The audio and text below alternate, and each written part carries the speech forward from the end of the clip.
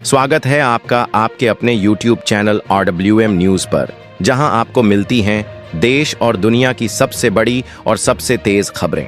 आज की top breaking news में कमर्शियल LPG सस्ता, दिल्ली में 41 रुपये, मुंबई में 42 रुपये सस्ता हुआ गैस सिलेंडर।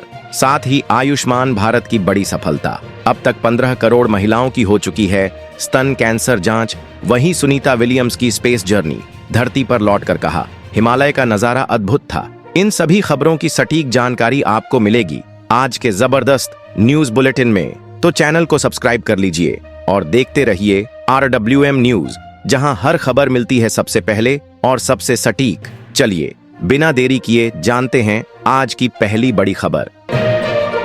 राष्ट्रपति द्रौपदी मुर्मू मुंबई में RBI के 90वें स्थापना दिवस के समापन समारोह में शामिल होने वाली हैं। इस मौके पर केंद्रीय मंत्री ज्योतिरादित्य सिंधिया, महाराष्ट्र के मुख्यमंत्री देवेंद्र फडणवीस और कई बड़ी हस्तियां भी मौजूद रहेंगी। कार्यक्रम की शुरुआत में RBI गवर्नर संजय मल्होत्रा स्वागत भाषण देंगे।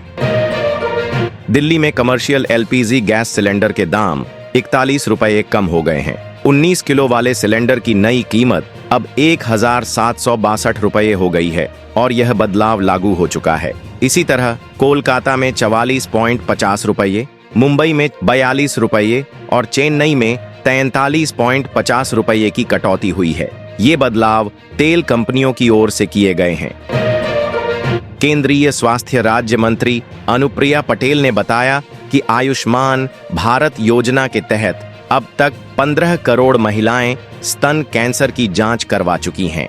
नई दिल्ली में breast imaging society of India के एक इवेंट में बोलते हुए उन्होंने यह भी बताया कि देश भर में 200 डे केयर कैंसर सेंटर्स बनाए जा रहे हैं, जिससे मरीजों को और बेहतर इलाज मिल सकेगा। सुनीता विलियम्स ने स्पेसएक्स और अपनी मिशन टीम का शुक्रिया अदा किया है। उन्होंने कहा कि अंतरिक्ष से वापस धरती पर आकर बहुत अच्छा लग रहा है और अब वो नई चुनौतियों के लिए तैयार हैं। सुनीता ने यह भी बताया कि अंतरिक्ष से हिमालय का नजारा बेहद खूबसूरत लगता है। एम्स के नेशनल एल्डरली केयर सेंटर और गर्ल्स हॉस्टल के पानी में फीकल बैक्टीरिया पाया गया है। हाल ही में एम्स के माइक्रोबायोलॉजी डिपार्टमेंट की लैब में हुई जांच में यह सामने आया कि इन दोनों जगहों के पानी में यह बैक्टीरिया मौजूद है, जो हेल्थ के लिए चिंता की बात हो सकती है। मध्य प्रदेश में बिजली के दाम औसतन 3.46 पैसे बढ़ गए हैं। सबसे ज्यादा बढ़ोतरी ई-रिक्शा चार्जिंग की दरों में हुई है, जो अब 24 पैसे महंगी हो गई है। इसके अलावा हाई वोल्टेज कैटेगरी में भी 26 पैसे तक बिजली महंगी हो गई है। इसी बढ़ोतरी के खिलाफ जबलपुर में घंटा घर के पास दोपहर 3:30 पर विरोध प्रदर्शन किया जाएगा। आखिरकार फाइनेंशियल ईयर 2024 से 25 की आखिरी तिमाही और फिर मार्च महीने में सरकार ने पूरा जोर लगा दिया और इसका असर दिखा। प्रदेश ने लगातार दूसरे साल 10,000 करोड़ से ज्यादा की रकम विकास और निर्माण कार्यों पर खर्च की, जो एक बड़ी उपलब्धि मानी जा रही है। ईस्टर्न पेरिफेरल एक्सप्रेस वे के रखरखाव में गड़बड़ी मिलने पर 2 कंपनियों को डिबार कर दिया गया है। NHAI ने इन कंपनियों पर 1 साल की पाबंदी लगा दी है। NHAI के एक अधिकारी ने भी इसकी पुष्टि की है। स्पेन के एस्ट्रियन रीजन में सुबह एक खदान में जबरदस्त विस्फोट हुआ। इस हादसे में 5 लोगों की जान चली गई और कई लोग घायल हो गए। बहुत बुरा हुआ। प्रधानमंत्री पेड्रो सांचेज ने भी इस पर शोक जताया है। सरकारी रिपोर्ट के मुताबिक धमाके के बाद खदान में आग लग गई। घायलों में से 3 लोगों की हालत ज्यादा गंभीर थी, तो उन्हें फौरन लेओन शहर के अस्पताल में भर्ती कराया गया। पंजाब हरियाणा के शंभू और खनौरी बॉर्डर पर 13 महीने से चल रहे किसानों के धरने तो खत्म हो गए, लेकिन अब किसान सरकार की जबरदस्ती और हुए नुकसान के खिलाफ आवाज उठा रहे हैं। किसान मजदूर संघर्ष कमेटी के लोग कैबिनेट मंत्री महेंद्र भगत के घर के बाहर धरना देने जा रहे थे, लेकिन पुलिस ने उन्हें रोकने की कोशिश की। वहां काफी धक्का मुक्की भी हुई। माहौल थोड़ा गर्म था। किसान गुस्से में थे कि सरकार ने उनके साथ सही नहीं किया। नई सड़क से चौक थाने जाने वाली दाल मंडी रोड को चौड़ा करने का प्लान फाइनल हो गया है। लोक निर्माण विभाग ने जो प्रपोजल भेजा था, उस पर मुहर लग गई और सरकार ने 2 करोड़ रुपए भी जारी कर दिए हैं। बाकी की रकम अप्रैल के आखिर तक आ जाएगी, ताकि काम तेजी से हो सके। दिल्ली सरकार ने फैसला किया है कि अब लोगों को सस्ते में साफ पानी मिले, इसके लिए 5000 वाटर एटीएम लगाए जाएंगे। सबसे पहले दिल्ली के बाजारों और बिजनेस एरिया में इसे शुरू करेंगे।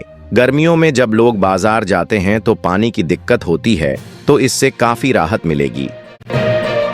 जम्मू कश्मीर के कठुआ में देर रात आतंकियों और सुरक्षा बलों के बीच एनकाउंटर शुरू हो गया। इंटेलिजेंस से इनपुट मिला था तो भारतीय सेना, जम्मू कश्मीर पुलिस और सीआरपीएफ ने पंजतीर्थी इलाके में सर्च ऑपरेशन चलाया। माहौल टेंस था। देखते हैं आगे क्या अपडेट आता है। पश्चिम बंगाल के दक्षिण 24 परगना जिले में सोमवार रात एक बड़ा हादसा हो गया। पाथर प्रतिमा इलाके में एक घर में गैस सिलेंडर फट गया और धमाका इतना जबरदस्त था कि 8 लोगों की जान चली गई। एएसपी कोटेश्वर राव ने बताया कि मरने वालों में 4 बच्चे और 2 महिलाएं भी थीं। सरकार संसद के बजट सत्र के दूसरे चरण में वक्फ संशोधन बिल लाने की तैयारी कर रही है। ये बिल 2 अप्रैल को लोकसभा में पेश हो सकता है। किरेन रिजिजू ने पहले 8 अगस्त 2024 को इसे लोकसभा में पेश किया था, लेकिन विपक्ष के हंगामे की वजह से इसे अब संयुक्त संसदीय समिति जेपीसी को भेज दिया गया था। अब देखो, फिर से इसे पेश करने की तैयारी है।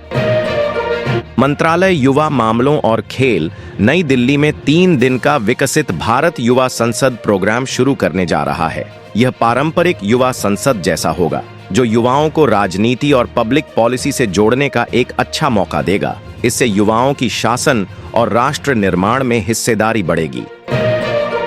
भारत और अमेरिका का संयुक्त मानवीय सहायता और आपदा राहत अभ्यास टाइगर ट्रायम्फ का 4था एडिशन विशाखापत्तनम में शुरू हो रहा है। पहले इसका पोर्ट फेज होगा जो 7 अप्रैल तक चलेगा। आज आईएनएस जलाश्व पर दोनों देशों की नेवी की जॉइंट फ्लैग परेड के साथ ओपनिंग सेरेमनी होगी। फिर पूरा एक्सरसाइज 13 अप्रैल तक चलेगा और फाइनल सेरेमनी अमेरिकी नेवी के जहाज कॉमस्टॉक पर होगी।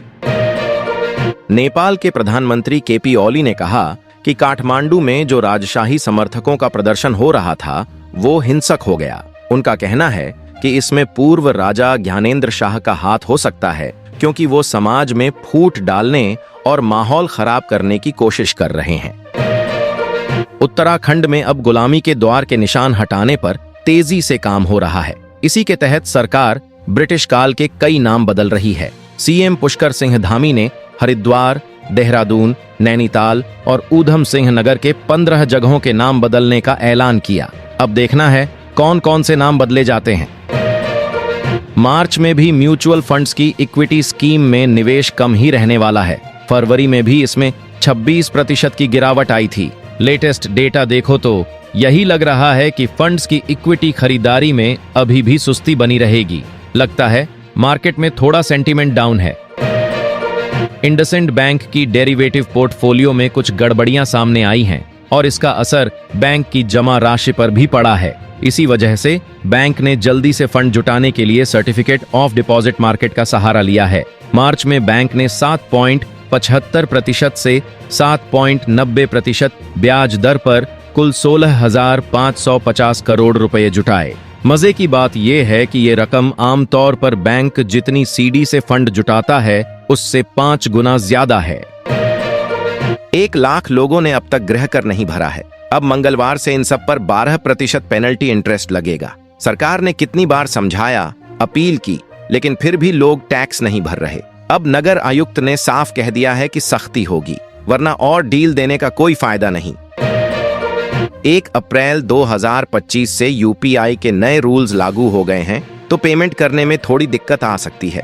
असल में एनपीसीआई ने बैंकों को उन मोबाइल नंबरों को हटाने के लिए कहा है जो काफी समय से इनएक्टिव हैं। तो अगर तुम्हारा पुराना नंबर बैंक ने डिलीट कर दिया हो तो यूपीआई ट्रांजैक्शन में प्रॉब्लम आ सकती है। चेक कर लेना, नहीं तो पेमेंट अटक सकता है। अगर एटीएम से पैसे निकालने जा रहे हो तो थोड़ा सतर्क रहना, क्योंकि ठगों की नजर कहीं ना कहीं तुम पर भी हो सकती है। पहले तो लोग एटीएम कार्ड बदलकर फ्रॉड कर रहे थे, लेकिन अब नया तरीका आ गया है। फर्जी हेल्पलाइन नंबर लगाकर लोगों को बेवकूफ बना रहे हैं। हाल ही में एक केस आया जिसमें किसी के खाते से 56,000 रुपये उड़ा लिए गए। पीड़ित ने शिकायत दर्ज कराई है और सदर बाजार थाना पुलिस ने मामला दर्ज कर लिया है। 1 अप्रैल से NHAI ने टोल टैक्स बढ़ा दिया है, तो अब सफर करना थोड़ा महंगा पड़ेगा। मेरठ आने जाने वालों पर भी इसका असर दिखेगा। खासकर मेरठ पौड़ी हाईवे के मवाना के भैंसा टोल प्लाजा पर भी रेट बढ़ गए हैं। अब बिजनौर वगैरह से मेरठ आने जाने में करीब 5% ज्यादा पैसा देना पड़ेगा। तो अगली बार निकलने से पहले जेब देख लेना। इसके साथ आज की वीडियो में बस इतना ही। अगर आपको वीडियो अच्छी लगी हो तो वीडियो को लाइक करें, शेयर करें और चैनल को सब्सक्राइब करें और बेल आइकन दबाएं ताकि नए वीडियो की अपडेट आपको मिलती रहे। तब तक के लिए जय हिंद, जय भारत।